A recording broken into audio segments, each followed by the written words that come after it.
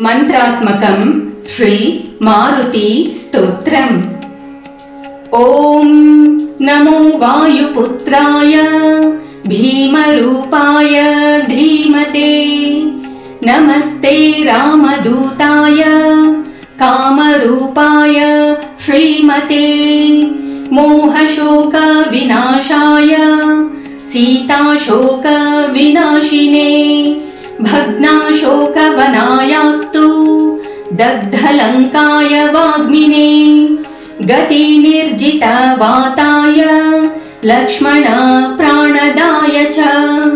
वनौकसां वरिष्ठाय वशिने वनवासिने। तत्त्वज्ञानसुधासिन्धु निमग्नाय महीयसे। आञ्जनेयाय शूराय सुग्रीव सचिवाय ते। जन्ममृत्युभयघ्नाय सर्वक्लेशहराय च। नेदिष्ठाय प्रेतभूत पिशाच भयहारिणे। यातनानाशनायास्तु नमो मर्कटरूपिणे। यक्षराक्षस शार्दूल सर्पवृश्चिकभिहृते। महाबलाय वीराय चिरञ्जीविन उद्धते। हारिणे वज्रदेहाय चोल्लङ्घित महाब्धये।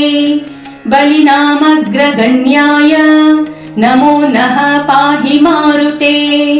लाभदोषि त्वमेवाशु हनुमान् राक्षसान्तक। यशो जयं च मे देहि शत्रुनाशय नाशय।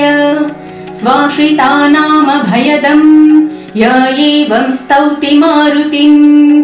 हानिः कुतो भवेत् तस्य सर्वत्र विजयी भवेत्। इति श्रीवासुदेवानन्द सरस्वती कृतं मंत्रात्मकं श्रीमारुति स्तोत्रम्।